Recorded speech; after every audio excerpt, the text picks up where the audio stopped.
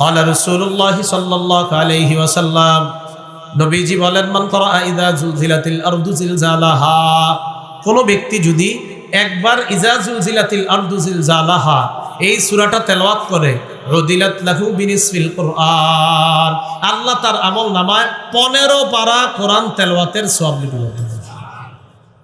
তাহলে এই সূরাটা আমরা পড়ব তো ইনশাআল্লাহ। এই গেল তৃতীয় কথা।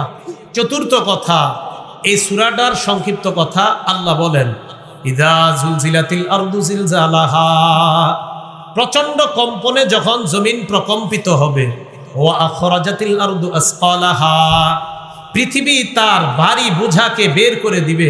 এই ভারী বোঝা দ্বারা উদ্দেশ্য জমিনের নিচে যত মরা আছে এই মরাদেরকে বের করে দিবে। ওয়া ক্বালাল ইনসানু মা লাহা, মানুষ বলবে জমিনের হলো কি? আল্লাহ বলেন, ইয়াউমা ইযিন তুহাদ্দিসু আখবারাহা, সেদিন জমিন তার পিঠের উপরে যারা যা করছে সব বলে দিবে।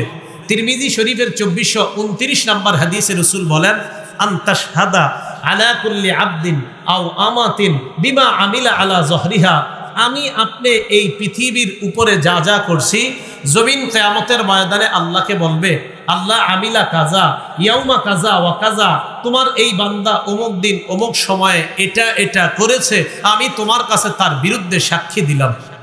এটা পৃথিবী বলবে। বিআন্না রাব্বাকা আওহা লাহা, এটা কেন বলবে? কারণ আপনার রব পৃথিবীকে আদেশ করেছেন। আল্লাহর আদেশে পৃথিবী এগুলা বলবে। ইয়াউমা ইদি ইয়াসদুরুন নাসু আশতাতাল লিউরাউ আমালাহুম, সেদিন মানুষ চারদিক থেকে বিক্ষিপ্তভাবে কিয়ামতের ময়দানে উঠতে থাকবে, যেন তাদের আমল নামা তাদেরকে দেখায় দেওয়া হয়। ফামাই ইয়ামাল মিসকালা যাররাতিন খায়রান ইয়ারা, যেই ব্যক্তি অনুপরিমাণ নেক আমল করে এটাও সে দেখতে পাবে। ওয়া মাই ইয়ামাল মিসকালা যাররাতিন শাররান ইয়ারা, যেই ব্যক্তি অনুপরিমাণ খারাপ কাজ করে এটাও দেখতে পাবে।